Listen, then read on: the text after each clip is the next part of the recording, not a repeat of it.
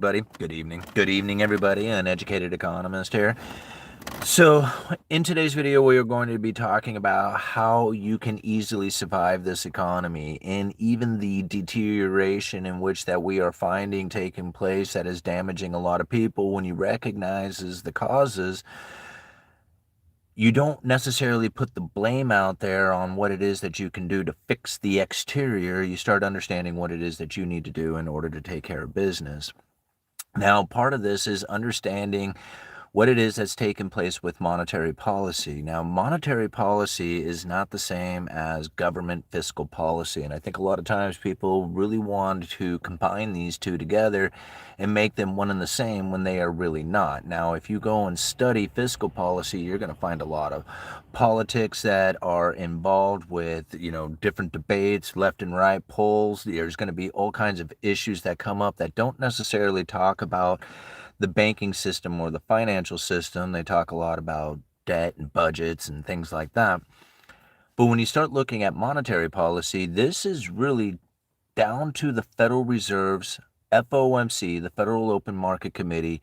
It's their discussion. It's what they are talking about. It's what they are doing. And I know that a lot of people want to say that Donald Trump and the rest of the politicians will be able to pull the Federal Reserve one way or the other, or if you fire Jerome Powell and replace him, there will be all of a sudden this change to what's taken place with monetary policy. But that's not really, how it works, and it's not going to go down like that. And to understand that the Fed has really been working in a situation that has been going on for decades when it comes to the power that they get out of their interest rate adjustments. And this is very difficult for a lot of people to understand, and that's how most people end up failing within this economy is they don't get it, and they don't understand how the policies of interest rate adjustments really affect the economy, the discussion about it, how it is even implemented, or anything that really goes on with it. And like a lot of people don't even understand the Federal Reserve, the Fed funds rate, or anything about that. Like they don't even know what the Fed is. And that's the majority of the people. And so the unfortunate circumstances is from that is that we get like the current environment in which that really everybody gets their information from the mainstream media and the narrative that is delivered through it. I have in front of me, I don't know how many speeches. I mean, I have saved in a file for years and years and years. I mean, I could probably go through them. I got 40 speeches here that I have saved over the years, and I've tried to narrow it down to a handful of them that really spell out what it is that's taken place. When you recognize it, you start to see that you can actually position yourself to do quite well. You can pretty much thrive even in this current environment. Now, trying to stick to the old game plan or believing in a system that used to exist and trying to compare that to what is going on today, it'll be very difficult to then position yourself accordingly. And most likely, if you don't, you're going to get punished. Now, you could be lucky and just happen to get through it just fine. And a lot of people will, or they will have, just worked really hard and done fairly well, but could have done much better. And then there's a great number of people who will just, they're just going to be failing and they're going to be desperate people. And that's really just because, like, you think about it, it's like the average day job has slipped away from the abilities to then acquire what it is that would be seemingly an American dream. And it doesn't even really have to be the American dream now. I mean, just even a decent living. It doesn't have to be that much that people are looking for, and even that has now become very difficult to do. Why that has happened, I've tried to share so many times on this channel. And I've tried to share how it's the rise in standard of living, it's the move into luxuries, and people get very, very upset with that. Like, they don't want it to be that, and I don't want it to be it either. Like, I want new trucks, I want new furniture and fancy things and great, experiences in my life. Like I want all that stuff too. And then when I go and I researched what it is that's taken place that has created the economic environment that we now live in, I think to myself, dang, it is that desire. It's that want, that dream of having something more in your life than what you have now. And that move is essentially going to create the problem. It just always has, always will. I mean, if a guy can write about it from 250 years ago and describe it exquisitely well, then you know that you don't have to reinvent the wheel. You can just see it taking place. So when you find that it's the ever increasing amounts of new money that starts to come into the system, it really starts to make a lot more sense on why we have such massive inequality. And it happens anywhere. You don't have to really necessarily see it in monetary policy in the general economy. You can just see it in local areas. Like in some people will talk about, man, this used to be a really crappy neighborhood. And then all of a sudden, these rich people started moving in and everything got really nice and all the poor people had to leave. Gentrification. They came up with a whole name for it because people recognized it happening. But really, ultimately, it's the Cantillon effect. And when you go and you read through Cantillon's essay, it makes a lot more sense considering he thought of it and came up with it hundreds of years before anybody ever thought of gentrification. So, knowing what it is that's happening with monetary policy is probably going to be the key thing that you could ever internalize as far as what it is that's happening inside of this economy, because now you're going to understand why it is that the new money comes in, how that new money comes in, what it is that you can do about that new money coming in, and what you can expect from the new money coming in. And it's easy again to just like fall back to the, oh well, it's them, it's their fault if they did, if they had taxes, if they tariffed, if they, right? And then all these if they's that come up because they're all hypothetical situations in which that we do kind of want to fantasize about and hope and wish and dream that it could actually happen. But then we then have to come back down to reality and say, okay, what is it that I'm going to do today, considering what it is that I do know about the Fed and their monetary policy, and how is it that I can then use that information to best appropriate position myself, because that's really what it comes down to, is your own decision on it. So as I start to break down some of these monetary policy speeches, and I start to realize that the Federal Reserve was very much in a position in which that their interest rate adjustments was no longer an effective tool, right? And so when we thought about that as not being the effective tool, very few people would discuss that, like at all. Like they never said it. They were like, when the Fed goes to adjust rates, and I'm like, have you ever thought about the Federal Reserve not really using the interest rate adjustments to actually conduct monetary policy? I mean, there was 10 years that they actually operated at the zero lower bound, and there was literally no interest rate adjustments taking place for during that time. So interest rate adjustments is really not that much of a frequent tool of the Federal Reserve. In fact, it's rarely used when you think about how long they maintained zero interest rates comparatively to how often they actually move them.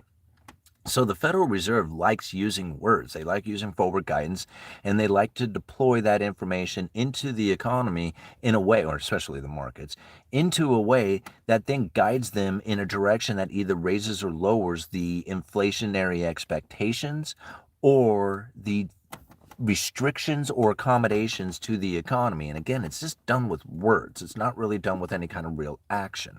Now, the action does come because they have to maintain the credibility of it, but it's not really done for any other reasons other than convincing the markets that they will do it, right? Like if they don't have the power to do it, then they can't convince them that they'll do it.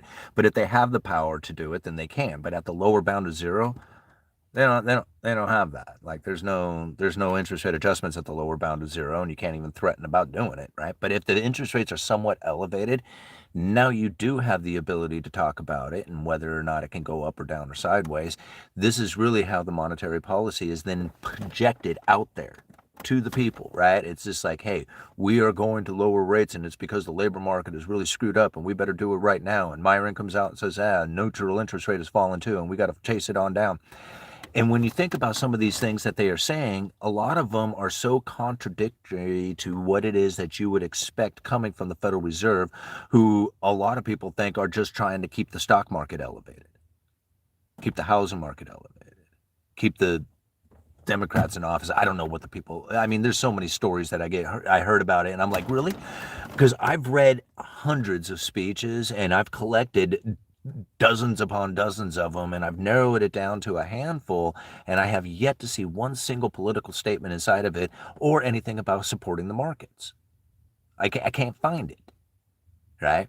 Now, I'm not saying that isn't a result of their actions, and a lot of people can say that, but there's nothing inside of their strategies, their policies, they're talking about it, anything within these speeches that I can find that would then say that. Like, I mean, I would go and highlight it and I would share it with you, but I can't find it, and I can't find anybody who can share that information with me either because it doesn't exist. Right? I mean, once you come to that conclusion, it's just like, all these people who are saying that are literally making it up. They are hearing it from other people. And although they can say, no, look, this is the case in which it happened, I'm not trying to disprove that. I'm trying to prove that the Federal Reserve didn't say it, because you can't prove it and I can't find it, because if I could find it, I would tell you, and it would make a great video and I would love to do it, but I can't because it doesn't exist. Right? So now I come to the understanding that I have to look at the Federal Reserve's own words if I'm going to try and use those words for the best of my abilities. And I found out that when you look at their speeches, it says something completely different than the mainstream media narrative does. And I think, wow, what's happening here? Right? Why is it so different? Because if they told you exactly what it is that was going down, you wouldn't believe the narrative that was coming from the media, and therefore they wouldn't be able to conduct their monetary policy. They are definitely doing that way. They say it.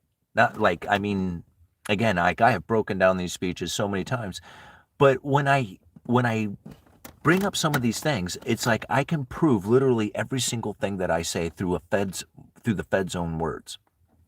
You know, I mean, this speech coming from Jefferson, reading between the lines, textual analysis of the central bank's communication. This is coming from the FOMC. This is a voting member of the FOMC, Philip Jefferson. This is dated February 21st, 2025. So it's not even a year old, right? This isn't some ancient old news. This is happening within months, right? And now in this speech, it literally says this: using textual analysis, high-frequency asset price data, and high-frequency central bank communication data, this research shows that investors' reactions to specific sentences communicated by the central bank are quickly incorporated into asset prices. So all those people who are saying they're trying to support the stock market, support the housing market, support all that other stuff, all they have to do is just use specific sentences. They don't have to do anything. Like, all these people are saying, oh, they're trying to do that. And I'm like, do you know how they're doing it? They're using specific sentences. And then people believe those specific sentences, and then it's quickly incorporated into asset prices. How many people know that? Everybody who watches The Uneducated Economist. Anybody else? Nobody. Nope. They believe other things, and whatever those other things are wasn't communicated from the central bank, wasn't communicated by the FOMC, by essentially the horse's mouth. In that speech, he goes on to say this: policymakers know that their communications are likely to affect the course of short-term interest rates. If that isn't telling of their style of doing things, I don't know what is. Policymakers know that their communications are likely to affect the course of short-term interest rates. When people say, oh, the Federal Reserve is trying to raise or lower interest rates, they're using words to do it. They're not doing anything else. They're just using words. Like, they can adjust interest rates, but that's 6 months to a year down the road. There's a lag effect that takes place. Like, no, I don't know where it is that people say that, the Federal Reserve's actions are instantaneous. That is not even close to how it works. There's a lag between, even longer. Some people say that it's even 18 months before it really fully affects the economy.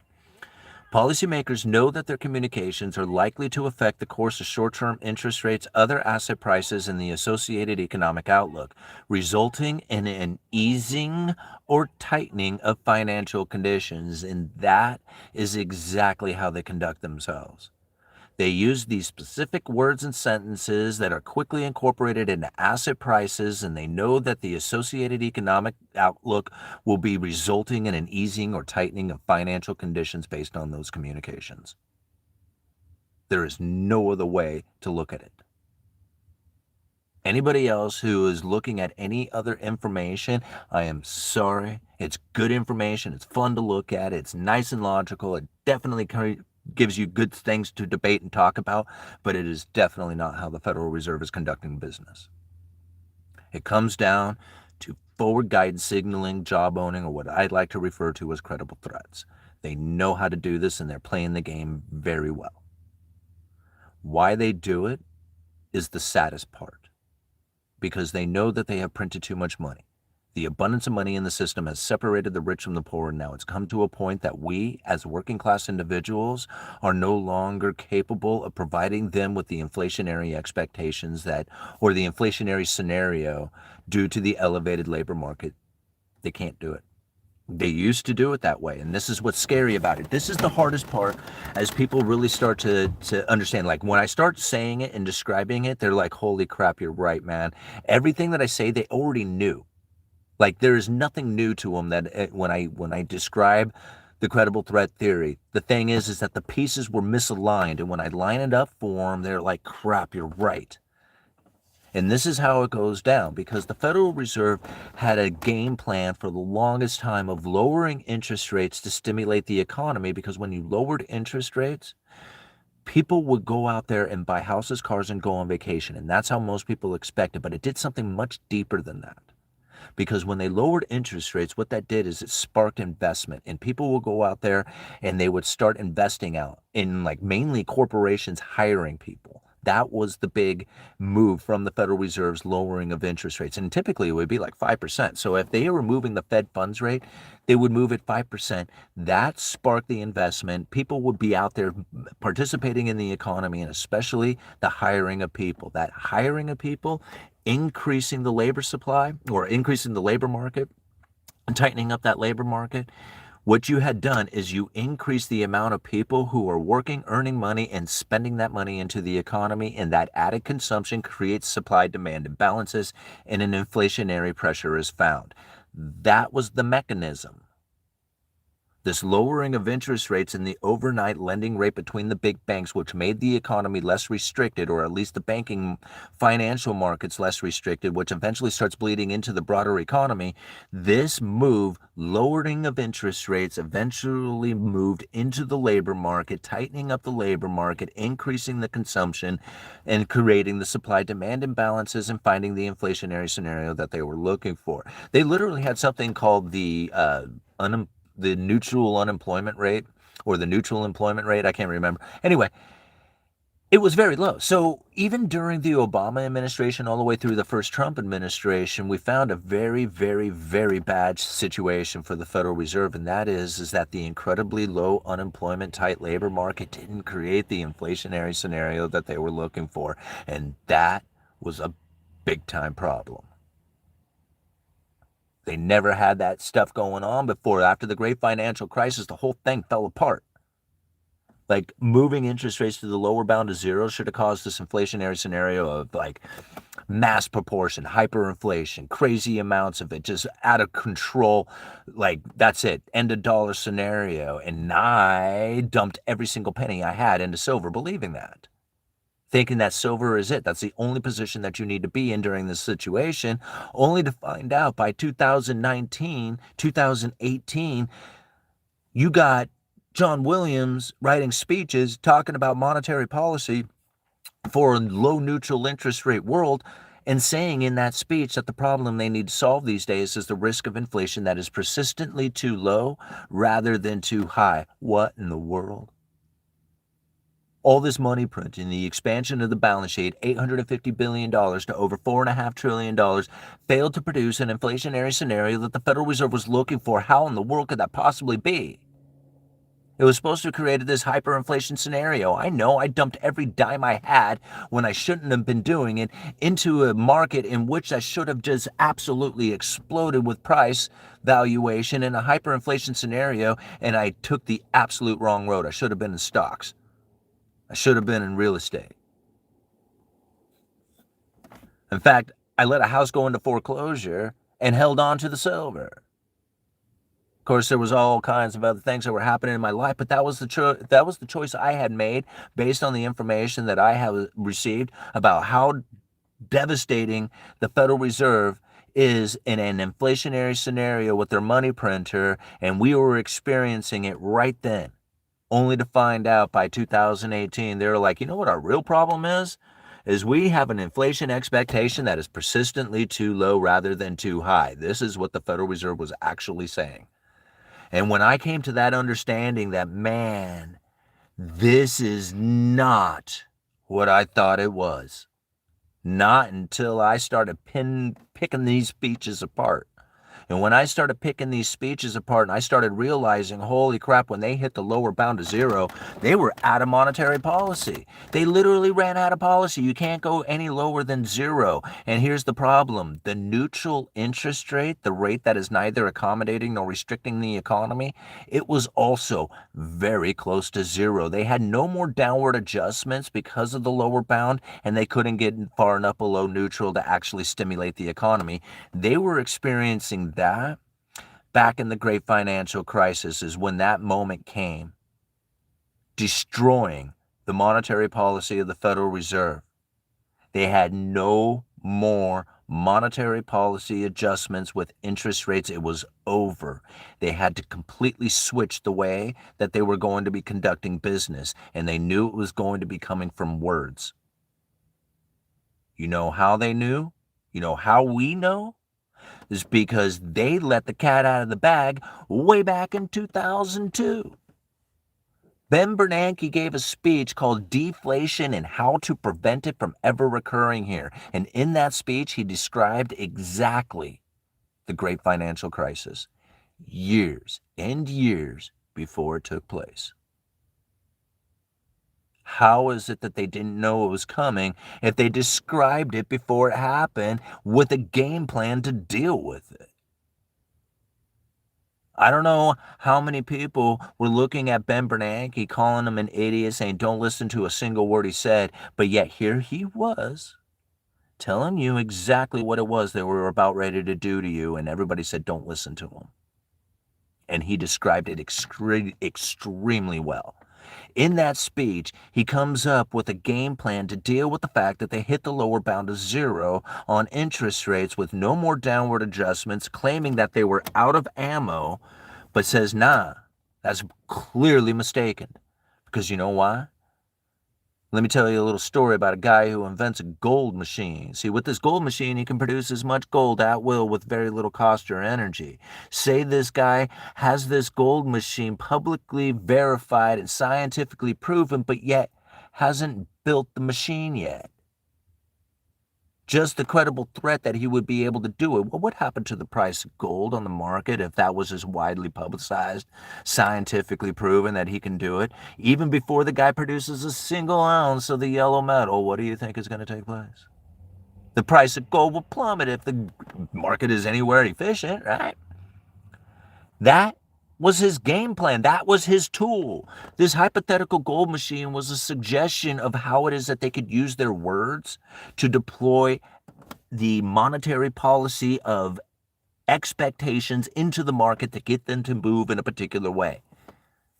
And in this sense, and in this story that he told of this gold machine, the hypothetical gold machine would then have delivered information into the economy that would lower the price of gold, with people believing that there could be as much gold at will produced with very little cost or energy.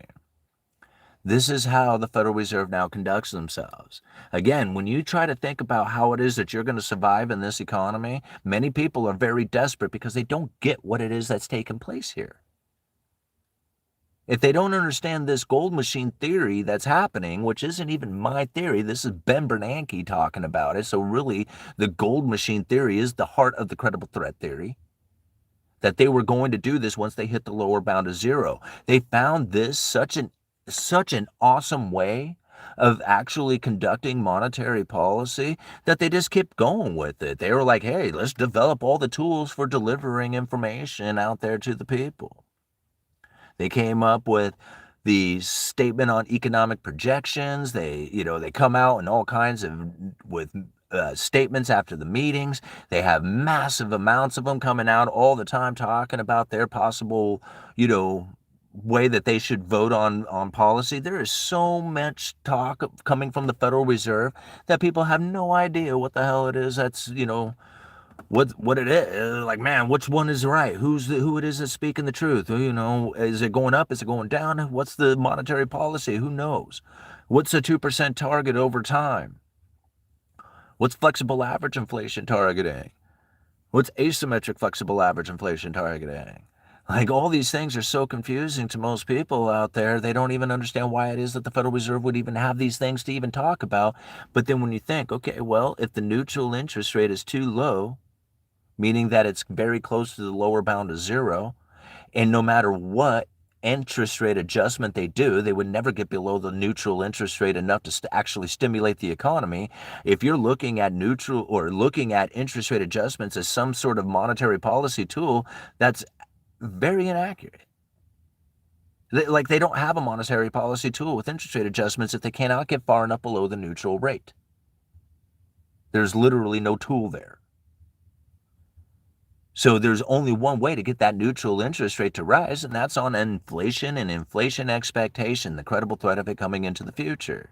Now, if you demand a higher return on your investments, if you're expecting to pay a higher price, if you are having this feeling that there's going to be general deterioration coming into the economy, that's an inflationary expectation, and inflation expectation is somewhat of a self-fulfilling prophecy. In fact, it's definitely a self-fulfilling prophecy. The more you believe it, the more likely you are to experience it.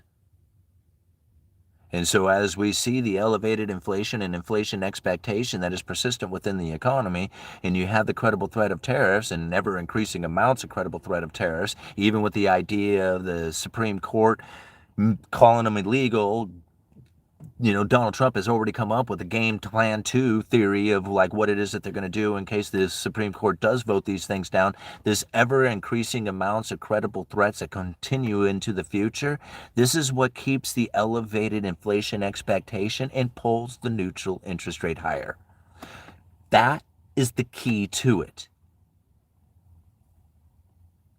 I mean, like, out of all the stuff, if you can just evaporate all the rest of the stuff and just look at that, yeah, there's a lot of stuff that's happening here, but that is something that has definitely taken place. That neutral interest rate has risen. Now, where it has gone over the last few days and weeks and months, that may be very questionable, but over the last few years since the onslaught of the COVID pandemic, we have experienced elevated inflation and inflation expectation, and that has risen the neutral interest rate. This has made the economy less restricted. That right there, understanding that has been such a mind-blowing concept for most people to try and realize. But once they see it, once they recognize it, they go, bang, man, that is why there is such a resilient consumer. See, the economy is far less restricted than anybody realized on that elevated inflation expectation, pulling that neutral interest rate higher. And the people who have assets, they get elevated returns on the elevated interest rates because of the yield that they get on those assets. The value has gone up, the yields have gone up, their returns have gone up, and they're singing the happy dance, and you can tell because they're resilient consumers out there. They're the ones. Top 10% of people, top 10% of household incomes does 50% of the consumption. You can go look it up for yourself.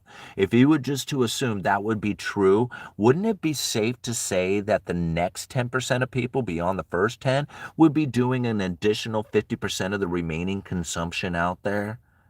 So if top 10% are doing 50% of the consumption, the top 20% are doing somewhere around 75% of the consumption. The remainder of the people are not really doing that much. And that's why the Federal Reserve no longer is focused in on you. That's why it's hard for them to try and create an environment that is going to get you going to work enough to increase that consumption. That is now up to the 20%. Their increased valued assets, houses, stocks, whatever you want to look at, that they have deployed that money into has gone up in value. They're singing the happy dance. Everybody else is looking at wages that have decreased in their ability to provide you with a decent standard of living. This direction is not going to change. That is not going to change. You might find blips in time and moments in which that it might find little pressure reliefs, and people were like, oh yeah, that's because of this political party or that political party. No. That's not it. What you have to understand is that we here in the United States, we're a manufacturing powerhouse. And because of that manufacturing powerhouse capabilities, our jobs were then sending out the world's greatest stuff and receiving money for that. We were able to exchange with each other that value. Doesn't exist anymore, not like that. So when you think about how it is that the new money came in, used to come in from manufacturing because we were a manufacturing powerhouse, doesn't work like that anymore. Doesn't come in from that direction. So people who are trying to make it work from that direction, or at least be part of that system, are literally watching it fade away. It's just going away. And they say, how come it's happening? They blame politicians for it, and that's fine. You can. We discuss it here on this channel from the Cantillon essay, who described it from 250 years ago, why it's happening. So we can blame politicians who didn't even exist, and no concept of them even existed prior to when Cantillon wrote his essay, but yet he described it so well on what has taken place with the manufacturers leaving a particular area due to the fact that they are no longer competitive because of the elevated standard of living. You can blame anybody you want. That's fine. I don't care who you blame. All right. I'm looking for reasonings why it's occurring and what it is that I can do about positioning myself in accordance to it. If I recognize this happening, there is no way that I can get a job that's going to be enough. Even a good job right now will become even more difficult to use as a regular guide to say, hey, I got this decent job. The farther we go into the future, the less that job is going to be able to provide. I can see that happening now. There's like people say, what would be a good job to be in right now? It would be like a good job to be in is to try and figure out how it is that you can cut back on your necessities, any kind of consumption, hold back as little as spending as possible, and deploy that money into some sort of return. And if you do not do that, then you can expect the people who are doing it to essentially just leave you behind. And even worse, the people who are like, no, I'm going to work hard at this day job or this, even this career, this decent career, what would seemingly be a decent career today. I'm going to work hard at that. And they're going to find that it's going to get ever increasingly more difficult to operate in that system.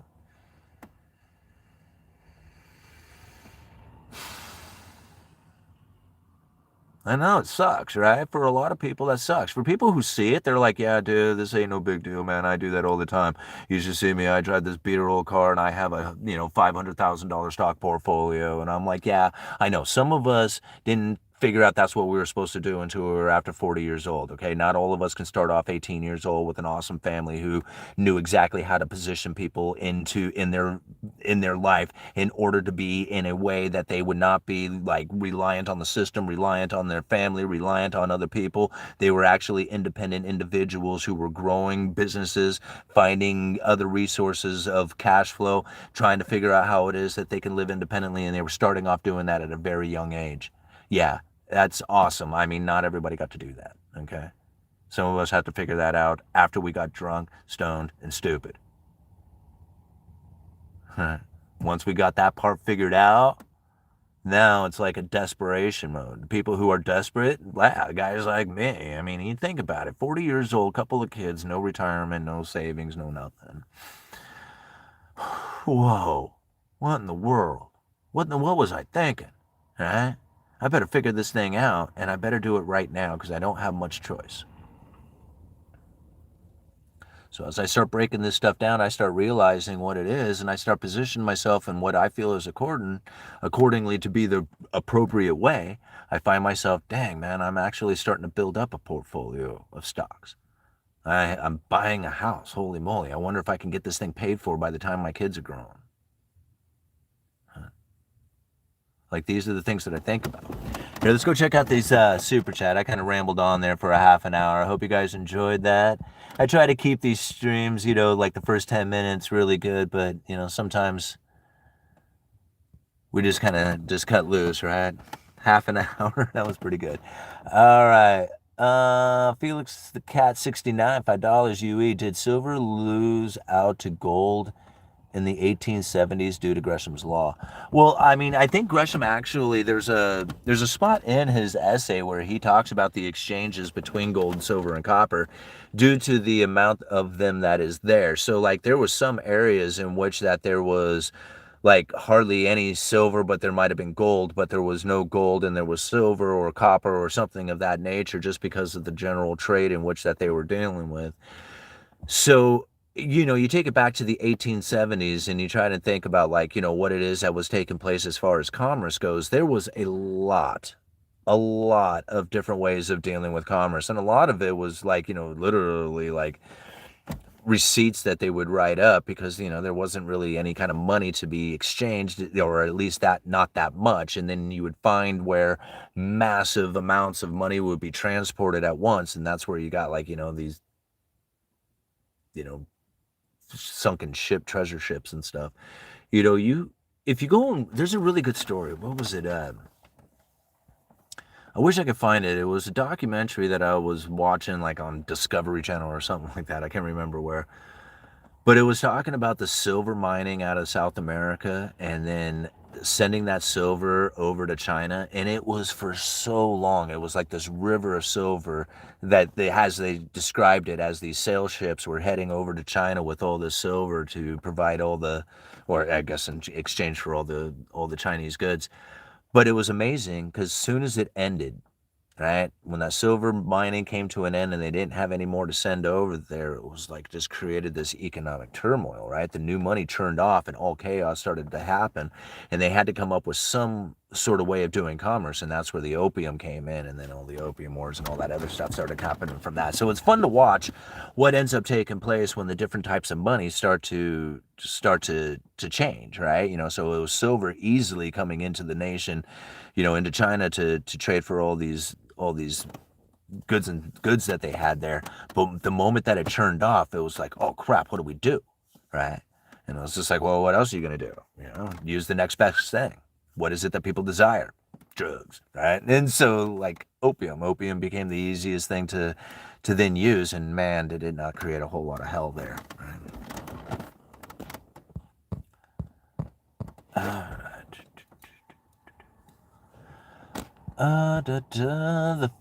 The real question is, do people want their house paid off? If their monthly mortgage payment was $500 a month, would they really be worried about paying off their mortgage?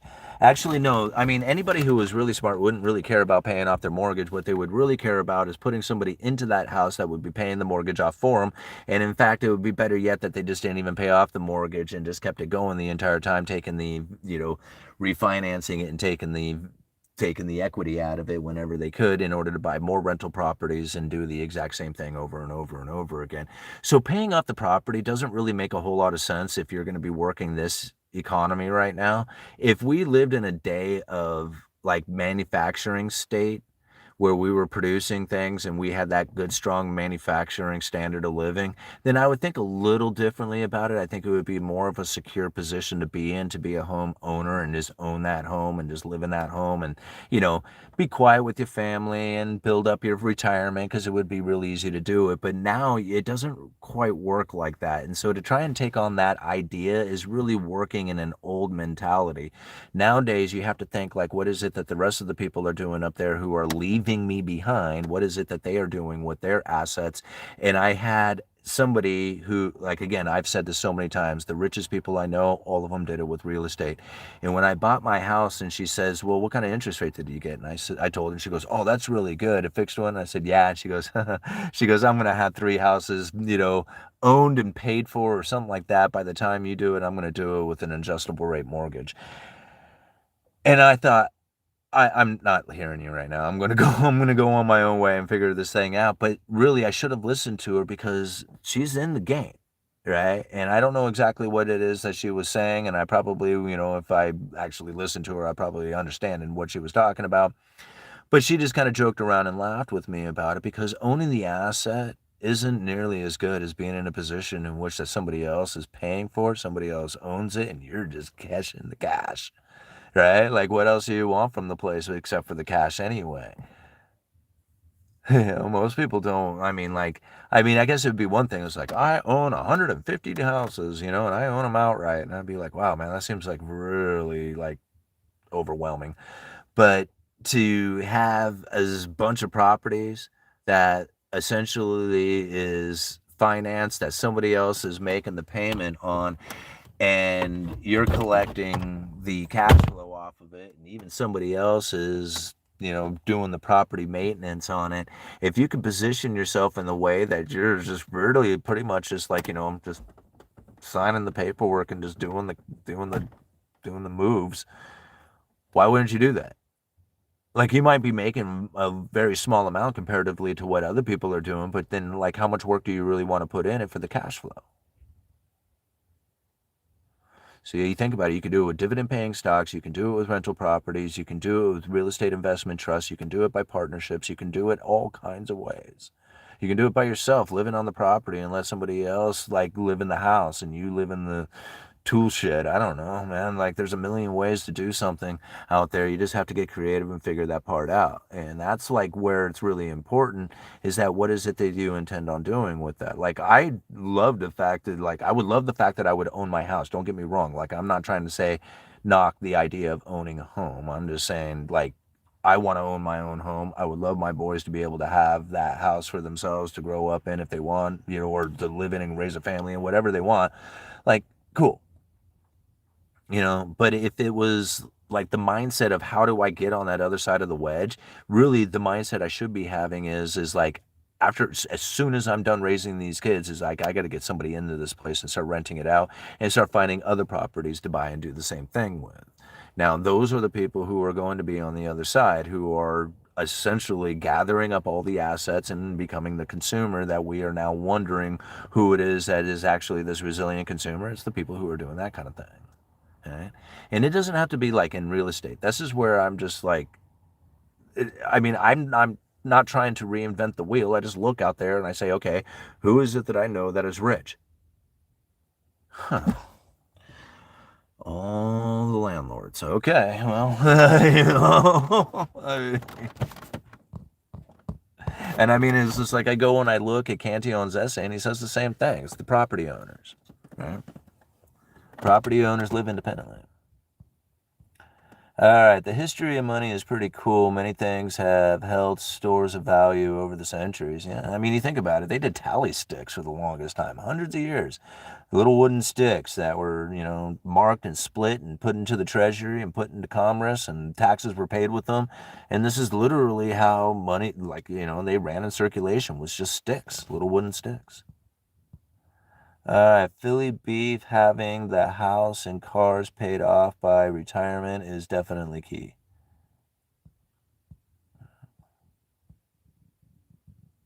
Still fear mongering in the truck, I see. Well, Cal Gore 9, obviously you haven't been listening, so, and it's okay, because I understand that a lot of people are very, they're very negative on the idea that somebody who is sitting in a truck spitting out monetary policy from a working class point of view with no real credentials for any reason to be out here, but yet has seemed to corner it in ways that nobody else has when it comes to this working class point of view, being able to deliver that message and then sharing that message with audiences at economic conferences of highest levels, where I get to speak on the same stage as some of the highest level economist people out there. And to think that, man, I get invited to do that because of all this massive research, and just trying to just think about what it would be like to be in these different class levels in order to get a better understanding of how the Cantillon effect is really taking place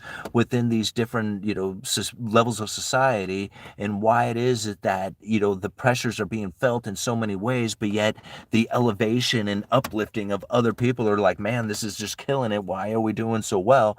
When you think about it in these fashions, this is very unique from this point of view. So I don't know where the fear is. Like, I understand that you're scared, and that's why you're feeling fear, and then you call me out for fear mongering. But there's nothing fearful about any of this, because it's all about understanding. And the more you understand it, the less fearful you are. In fact, you really only call it out if you're scared yourself. And I understand why.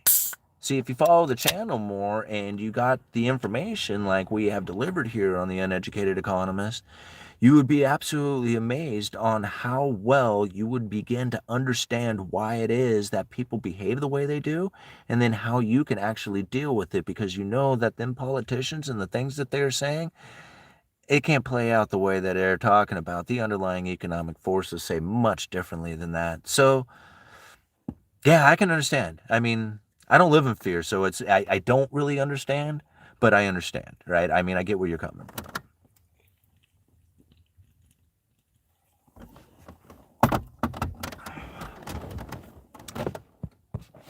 Where are my glasses?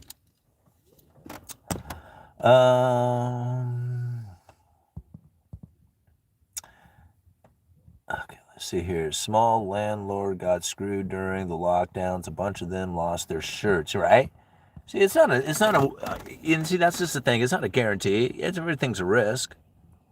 I mean, I don't understand. Like, there's literally nothing out there that isn't a risk, right? You can't get in your car and go down the street without taking a risk. So every single day you wake up, you put food in your mouth, you're taking a risk. You do anything, you make any kind of action, you're taking a risk. Now, you try to limit those, mitigate, do whatever you can, but at some point you have to understand that with risk comes reward. Lean into fear, lean into tension, right? That's another thing. Maybe that's why I don't have, like, I kind of lean into fearful things. Like, oh man, I don't know. I don't know. Like, can I do that? And it was just like, I don't know. Let's go say. I mean, shit, I don't know. Maybe, maybe not. Yeah, don't know until you try. And so when I think about things that are fearful, or things that I wonder if it's even possible, I think, what do I got to lose? Right? I mean, I'm just some dude sitting in a truck anyway, and what is, like, people obviously, have no expectations of anything that I can get done. So hell, let's go and see what I can get done. All right, this community on the channel is the breath of fresh air that are not buying into psyops. The idea from everyone in the community are the only way to get through this. Thank you very much, man. This is like, and that's what I try to share too, is that there was a time I was a huge conspiracy theorist, man. Like, I was deep into it. I learned all kinds of stuff, man. I can talk sovereign stuff, I can talk constitutional things, I can talk New World Order global stuff. I mean, I learned a lot about this stuff when I was diving into all that, and I realized the more I got into it, the more depressive my life was, and the more I realized that's how they take you over, is they literally get you interested in researching them. When you focus on them, you're not focused in on on the things that you should be doing that they are trying to do. You ever thought about it like that? Like, if you pay attention to what they are doing, then to, like, they're causing all this drama, all this hate, all this, issues, all this problems. You're not focusing in on what it is that they are doing that you could be doing too. And that is getting into those assets, moving into those positions in which that you can acquire more. But most people say, don't do that. Take a fearful stance. Get out of that stuff. Buy into silver, buy into gold, get out of that, get out of that stuff, and don't ever, participate in the dollar system. And I had that same mentality. I could have been buying the Dow at 6,000. Yeah. I could have been dollar cost averaging into the Dow at 6,000. I could have started off with $5,000, could have been put that into the Dow, and I could have been dollar cost averaging ever since from there. I didn't do that. I held on to the silver. Don't get me wrong. I'm happy I did, and there was all kinds of things that I learned from it, but ultimately I lost the house. I didn't do very well in any position that I had taken in any of that stuff, and it was all by following the globalist, thinking, like, they're destroying my life, they're going to make it all messed up or whatever. And that's the experience I got from it. So I let all that go. Said, fine. I don't knock any position. Bitcoin, gold, real estate, bonds, stocks, whatever, businesses, what do you want to get into? Go for it, man. I mean, pick your poison, go for it, but, might want to diversify into a couple of things, because there's very little chance that everything, or that, I mean, I guess some people, like, if you really want to make it absolutely rich, you put it all into one thing. But for me, like, the chances that I'm going to be able to pick that one thing are probably pretty slim. So I just get into everything. Right? There's no position that I don't feel comfortable going into. And there's some when I see that it has fallen, I try to take a better position inside of it. Dollar cost averaging and doing that over time has made me very comfortable and very secure and very, okay with everything out there, including the volatility of Bitcoin. When you have a chunk of cryptocurrency and it moves as much as it does, you're like, holy moly, man, that is difficult if you're not new to this. But if you're just kind of anticipating it happening and are very okay with it, the volatility of it is actually kind of fun. And I know a lot of people are like, how can that be fun watching $20,000 move that quickly or something of that? And it's like, well, I mean, it wasn't that much a long time ago. So, dollar cost average, it's probably way higher than that. I don't know. Just like, it's just what it is. It'll be back. It's just the way it goes.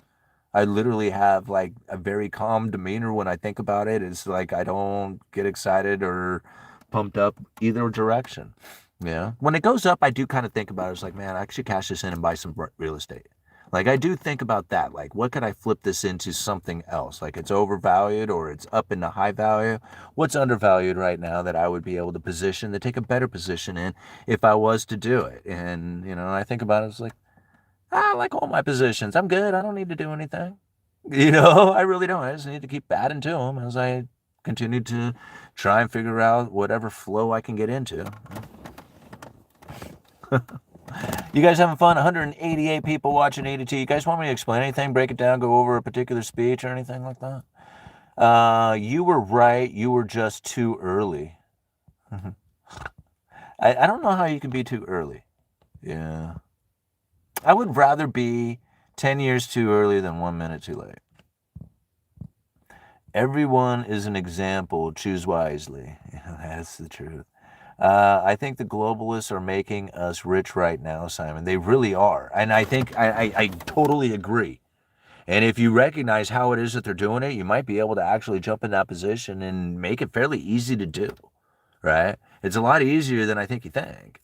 And in fact, I know it's easier. I'm not some super genius person. I barely graduated high school. Again, I don't have a family that had like, some massive family wealth or financial, careers or something like that. That's not me. That's not anything to do with me.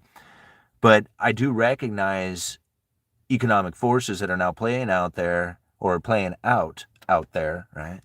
And it's due from the research that I have done only because like I had just been always interested in it. Even since I was a little kid, I would go through my pennies and separate the wheats from the regular penny. I didn't know why, I just did. I love getting the silver quarters. My wife she tended bar, and every once in a while she would bring me a silver quarter, and I had a box, what I called full of the funny money, right? And it would be like weird coins, foreign coins, silver coins, and I always did this stuff for the longest time. And when I finally like actually fell into the idea of buying silver and not just like having a small collection of funny money for all the years, but actually going into the idea of buying silver bullion and then understanding the monetary system and breaking down the Federal Reserve, I did read The Creature from Jekyll Island. It was one of the few books that I actually did read on economics besides the Cantillon essay. I did read that book. It opened my mind to a whole other idea on how it is that I should be looking at, the financial system as opposed to, or the financial and monetary policies as opposed to the fiscal policies. When I started recognizing how it is that I was viewing these things in a very clouded, overbearing, new world order takeover sort of manner and like kind of related everything going on in my life and everything that I saw out there as part of this new world order scheme and how they're using it to take over the world and stuff like that. When I started to like disassociate from that and started pinpointing down to what it is that was taking place within the banking system. Like I was like, what the hell is a Fed funds rate? What does that mean? What does it mean to have the Fed funds rate? What is the effective fund rate? Why is it like a target rate? What is it's going on? And so as I started researching that stuff, and I was just like, okay, let me see if I could really grasp this, right? So if I simply said it's an overnight lending rate between these big banks, and from that overnight lending rate, all rates would then start moving. So if that rate goes up, obviously the next loan out there besides the overnight lending rate between them must be bigger. The interest rate must be higher. That makes sense. That's pretty simple. And I started breaking it down like this as I started reading it and learning more and more about how it is that the Federal Reserve operates these systems of increasing and decreasing the reserve limits within these big banks. Quantitative easings and an abundant reserve system and an overwhelming balance sheet all of a sudden changes the whole system and how it is that that operates. Well, if you're not already privy to it ahead of time, how are you going to know what's changed? Like all these people are like, man, dude, talk about the repo facility and what's going on there. And I'm like, well, the repo facility is fairly a new standing tool for the Federal Reserve that didn't really exist years ago. I mean, it was there, but it was there as a pressure relief. It wasn't a standing repo facility. So it's a whole new way that the Federal Reserve is conducting interest rate adjustments within the banking system. And all this becomes very confusing to try and explain to people. And I mean, unless you learn it for yourself, I don't know what it is you're going to do. Like, I mean, you just have to trust that when the Federal Reserve adjusts the Fed funds rate, that it generally moves the rest of the interest rates within the economy. And then we find it doesn't happen. It actually goes the opposite way. Why? It's because that interest rate adjustment tool broke down. It doesn't work, not since the great financial crisis. And this is something I've tried to explain so many times to people. It's not like I don't know how the Federal Reserve does it. It's that it doesn't work like it used to. Knowing how it used to work and how they're trying to make it work now, even with the, interest on excess reserves, the interest, the overnight lending rate, or essentially what was the effective fund rate, has now moved over to the repo facility and the interest on reserves. And this interest on reserves and the repo facility now channel the effective fund rate. So again, like that isn't exactly working when you find that the SOFR, which is the secured overnight financing rate, which is generally going to be cheaper or a less interest rate than the effective fund rate because it's secured. The effective fund rate is like basically it's an overnight lending rate that's unsecured. So the secured overnight rate should be cheaper, but then it's or less interest rate. But then it doesn't do that, and people lose their mind. They're like, "Oh my God, this is falling apart. This doesn't work." And I'm thinking, well, the interest rate adjustments within that isn't necessarily the effective tool that they're using within the economy. And there's also something weird happening with the banking balance sheet constraints that are now forcing them to demand a higher return on those SOFR rates because of the capital requirements and the supplement liquidity ratios. I mean, there's all these weird banking rules and regulations that don't allow it to operate in which that it, like a lot of people would, I guess, assume they would. And then you find that, these interest rates are no longer like, working within the banking system in which that people would have anticipated. And again, I look at that and I think that's not nearly as important as the message that they're delivering anyway, right? So go and listen to the message. Don't worry about those interest rates. They're not operating in the way that people would ever anticipated. It doesn't matter even if it did, because they're not using that as their main policy tool. And knowing why, right? That's it too. Like understanding the SOFR, understanding the effective fund rate, understanding the repo facility, understanding the interest on excess reserves or the interest on reserves, all these little tiny components, the discount window, like there's all these little different components and parts and pieces that all these people want to try and find, okay, where's the manipulation and where's and I'm thinking, the real information was over there where they were talking on that microphone and how it is that the people receive that message. That's the real information. That's the direction in which that the tightening or restriction is going to come from. You can find deterioration within that banking system, but don't think that they weren't prepared for it. Just like the liquidity ratio, or I'm sorry, the what was it? The damn Silicon Valley Bank, where they, popped off. I can't even think of the name of it right now, where they basically stepped up and they said, okay, so all this debt that you have, that you are holding as an asset that is losing value, and the depositors are now taking the liability that you need in order to maintain your balance sheet, and you're losing that, we're going to lend you money at full face value on those assets that you can't sell for face value right now. And that little mechanism that they then like basically provided all the liquidity needs that the banks need. It wasn't like they didn't know that was coming. It wasn't like they didn't have essentially a lifeboat for the liquidity crisis that was going to happen. And as people think that the Federal Reserve is all of a sudden going to be exposed to a major liquidity crisis without any kind of plan to deal with it is very illogical. That does not make sense at all. As people said that a lot of people, major economists right now, people that I love and respect, and I mean that, they get it wrong when they say that the Federal Reserve got caught with their pants down during the great financial crisis. That is very wrong. Ben Bernanke did a great speech delivered years and years and years, like 6 years before the great financial crisis, describing exactly what they were going to do when that moment came. So it's not like he didn't talk about it. And so when I hear people say that, I think, well, really we need to they might have great information for all kinds of other things. And I'm not trying to knock it. Like, they might have great information for all kinds of other things that are out there. But when I hear a lot of people talk monetary policy, they get it wrong. Almost everybody. Like 99%. And it's not misinformation in them getting it wrong. I just don't think that they have gotten the complete picture of it because of the way that the information is being delivered. If you are not purposefully, meaningfully attempting to try and dive into the words of the Federal Reserve's speeches themselves, like I will even see a headline, so-and-so delivered a speech today, and then I'll look through the headlines and I'll look through the article, and then I'll go and read the speech, and really there were so many key points within that speech that should have been talked about that weren't even mentioned in the article. In fact, the things that they mentioned in the article, I think, are, why are they even bringing this stuff up? This is ridiculous. This doesn't have anything to do with anything. Yeah. But yet people will look at it and say, oh no, this is profound information, man. They're talking about, how they really losing control. They don't know what to do. And I'm like, that is not the case. That is simply not the case.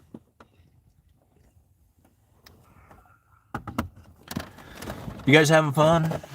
What time is it? I got Freddie at basketball, so I'm not sure how much longer he's going to be hanging out there for. Let me see if I can get this battery plugged in. Oops. This is so much fun, guys. I love coming out here and breaking this stuff down and talking about it. We here on this channel have such a unique view, so different from everybody else's. And I love it because when I see how many people have come to me and said, thank you, dude. Thank you for all the time, effort that you put into it. And I'm thinking, man, thank you for being here, right? Like, that's where the real awesomeness comes in, is that you guys are here. If it wasn't for you, there wouldn't be anything. I would just be making these videos and it would all be me by myself. It's the 171 of you who are making this channel really possible by having the comment section and going through that comment section and sharing your information and ideas and, what you think about the video, what you guys think of me. And I do sometimes wonder, it's just like, man, are we just stuck in an echo chamber here where it's just like, are we just the same viewers and fans who are just sharing this information but never really bringing in anything new? And I'm thinking to myself, no, there's only one right information, right? When it comes to this monetary policy, there's only one right one. And when I think about people, like, say something new, say something different, and I'm like, how can you say something different about it other than what you are seeing taking place today based on the evidence that you have received from all the research that I have done? Man, this is narrow. It's very deliberate, and I understand what it is that's happening here when I look at that neutral interest rate and how stuck the Federal Reserve was at that lower bound of zero. This what we have going on right now, it just seems so. I like being the conspiracy theorist. I don't want to say that it's orchestrated, but golly, man, did it not line up so well for them? So well. I mean, the whole makeup strategy itself. Like to think that they had this huge document totally built, developed, and ready to deploy to try and push elevated inflation expectations into the economy, and it essentially became irrelevant because of COVID. Here you got Jerome Powell admitting that the Federal Reserve, it would seem counterintuitive that the Fed would want to push up inflation. He delivered that message before the inflation took place. Like, there's only one real right answer. There's only one path that they have gone down. Everybody who says they're flipping out, don't know what they're doing, flying by the seat of their pants, all this other stuff, I'm thinking, no, this is very well played out. You know, very well for 20 plus years. I mean, I just take it back to Ben Bernanke's. You got to start somewhere, man. I mean, I can keep taking it back further if I wanted to, but I figured that's long enough, 20 plus years. Ben Bernanke, deflation, how to prevent it from ever occurring here, describing the great financial crisis and what it is that they could do about having to participate with monetary policy at the lower bound of zero. Man, playing out with monetary policy strategies for a low neutral interest rate world, and John Williams, Jerome Powell saying that, the Federal Reserve was going to create all this pain and misery to the people at the lower end. It was just like, the Federal Reserve lays it all out. They talk about exactly what it is that they are going to do, and nobody wants to listen to it. Yeah. And that's cool.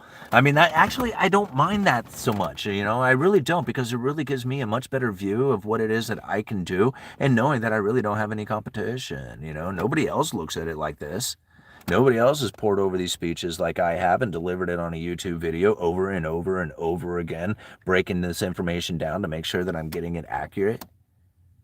Nobody else is doing it quite like this. Now, I understand there's a lot of people who do a lot of research in a lot of really good areas, and it is way deep, way more than I could ever, wrap my head around. I mean, I think about some of the things that Lynn Alden has done at the Rebel Capitalist, or even Brent Johnson and Jeff Snyder.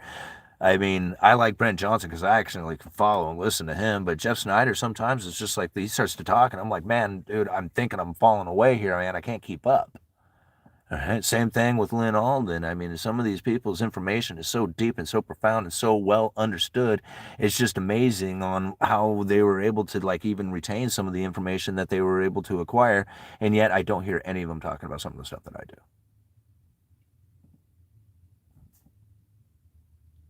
Yeah. So it's just like, all right, so we all look at this differently. We all look at it our own way. And I decided that I'm going to look at it from as best I can from the FOMC themselves. These are the people who vote on monetary policy. I figured if there was anybody I should listen to, it's them. Right? I mean, they're about ready to vote on, people say a lot of times they're like, oh, they're lying. And I'm like, in the speeches?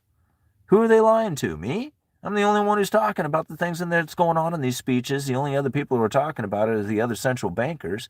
And so I think about it, it's just like they could not be possibly lying to me, the uneducated economist, right? People just literally don't look for it. They don't know to. They don't know it's there. I just don't think they know it's there. I found it, I shared it, and I share it with people all the time, but I don't think they realize that this information, the credible threat theory, the stuff that I have delivered, I literally just think that people just don't know it's there. Yeah. They know there's a monetary policy. They know that the Federal Reserve operates interest rate adjustments. They know, some of the issues with the neutral interest rate and stuff like that, but they have never pieced it together like I have in order to see it the way that I have shown it for the uneducated economist viewers here. So I literally think they just don't see it. They know the pieces are there. I could show them everything that I know about the credible threat theory, and most of these guys would know a lot of people who study this stuff, they would know every single thing that I am talking about. But then when I lined it up and share it with them, they're like, holy crap, man, I didn't see it that way. Like, I even thought about it with Joseph Wang, who's like, this is the Fed guy. I mean, dude, mass props, right? The guy knows more about the Fed than anybody.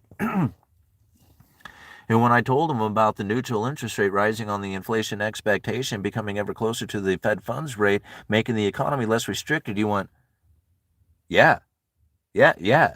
Like, I mean, he knew it. I mean, but just when I said it, he was just like, like you could see it dawned on him. It was like, oh man, yeah, that's definitely like, a way that the economy would become less restricted is by elevating the inflation expectations, which is something that nobody would ever really thought of. Right. But when you explain it and then you say it, it was just like, yes, that would be the case. All of a sudden, it's a whole different way of looking at it. Now, I'm not saying I just gave Joseph Wang this profound impact on or understanding of the Federal Reserve or something like that. It wasn't like that at all. It was the conversation that we had about the neutral interest rate and how that could possibly rise on that inflation expectation, making the economy less restricted. And he says, yeah, that would happen. Like that, like it dawned, like, yeah, that would be something that would be a real theory, you know? And so again, like these guys, not everybody's looking at it the same way. We all have to look at it differently because we all have our own position to take. And that's really where I think like, we're looking at it from the working class point of view gives you understandings like that. Like we don't have the same thought and mentality like like the rich. Like most of us who, especially like if you're 40 years old, broke as hell, been in debt your entire life and drunk as hell, you lived in survival mode for a long time, and breaking that is difficult, right? There's a subconscious belief that is buried deep down inside that is now, you're forcing yourself out of, and that becomes very difficult for a lot of people. Other people who have an abundance in their life and are doing quite well and are very successful, they don't have that survivalist mentality. That's not there. That's not anything that they are even. It's not even a concept for them. So it's important to know that most people, they end up like literally feeling themselves into a desperate, horrible, depressive, anxiety-ridden life, literally just from their upbringing and subconscious behaviors and stuff like that, not knowing, what it is that they really need to even be thinking about. I don't know how I got on that. Anyway, let's get off that. Let's move on. Wasn't we just talking about neutral interest rate a second ago? Okay. Simon, why you think the QE 1, 2, 3, 4 didn't cause the inflationary that they wanted? Was the transmission mechanism already broken beforehand? It's because, like, you have to really think about it. Oh, here, I tell you what. Let's do this. Because that's a great question, right? Because people ask me all the time, quantitative easing, when I say that, quantitative easing 1, 2, 3, and 4 failed to produce the inflationary scenario that the Federal Reserve was looking for. And a lot of people don't get that, right? They don't understand what I mean by when I even say that. And I think really, if we go and we look at the speech that John Williams had given in 2018, so you have to think, quantitative easing had already taken place, all the money printing, right?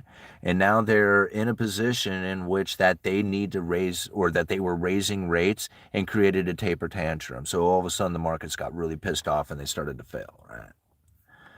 Now, in 2018, this is where we should have been hyperinflationary scenario.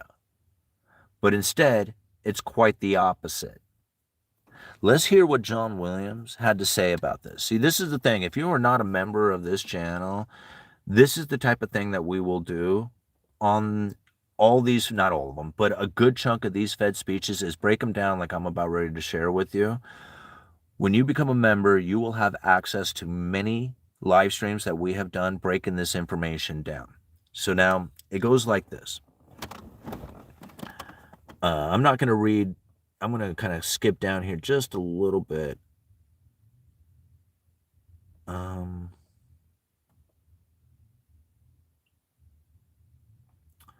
Okay. Let's do it like this. As a starting point, it is useful to travel back in time to the 1980s and the 1990s when inflation targeting was introduced. The problem at the time was high and variable inflation that contributed to macroeconomic instability and unmoored inflation expectations, which in turn fueled high and variable inflation. To break this vicious cycle, numerous central banks instituted inflation targeting, or variants thereof, with the focus on bringing inflation down to a low level and fostering establishment of stable, well-anchored inflation expectations. This strategy worked extraordinarily well in the decade preceding the global financial crisis, as central banks were able to achieve remarkably low and stable inflation, leading to a positive feedback loop between low inflation and well-anchored inflation expectations. Okay, so now if you think about this, the problem that they were facing back in the early 80s was this elevated inflation. They fought that with elevated interest rates. Over time, because they had fostered in this inflation targeting and bringing down inflation to be stable and committed to that idea of it, they were able to anchor that long-term inflation and bring the inflation expectations down to a low level. Right? Now, today, this is talking 2018 from this speech. Today, we face an altogether different set of problems stemming from a very low neutral interest rate. This is the key to it. The neutral interest rate is the rate that is neither accommodating nor restricting the economy. It's when it's neutral. But that neutral interest rate was getting very close to zero, meaning that there was no real stimulating effect coming to the economy when they lowered interest rates. That is very difficult for a lot of people to understand. They think that all the money printer would just automatically create an inflationary scenario, but that's not the case, right? Today, we face an altogether different set of problems stemming from a very low neutral interest rate. That is the short-term real interest rate consistent with an economy operating at its potential alongside low and stable inflation. Ironically, the problem we need to solve these days is a risk of inflation that is persistently too low rather than too high, because there was no stimulating effect coming from it. The idea was there, right? I think we're almost done with basketball, guys, here. So the idea was there that the lowering of interest rates and all the money printed would cause an inflationary scenario, and I was one of them who fell into the idea, but it didn't create an inflationary scenario, right? Asset prices went up, all that other stuff went up, right? But the inflation that the Fed was looking for within the, consumers and price and all the other stuff that they were typically using for their metrics was not increasing because that low neutral interest rate. The economy was essentially stuttering along. It wasn't actually doing it. Right?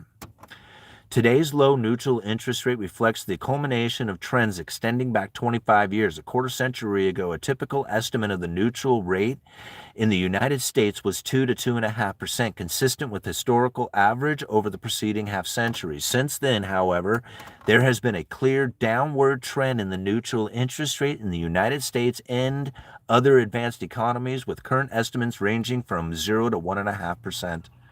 This is it. The neutral interest rate was falling, and it was becoming very difficult to deal with the Federal Reserve trying to stimulate the economy. It just wasn't working. All right. So if you guys want any more of that, you're going to have to become members of the channel to go and watch our Federal Reserve speeches where we break them down, and to get a better understanding of how it is that you position yourself so that you can have the best outcome. Thank you very much for watching. Freddie's back from basketball, so we're going to head home. Uneducated Economist, you guys let me know.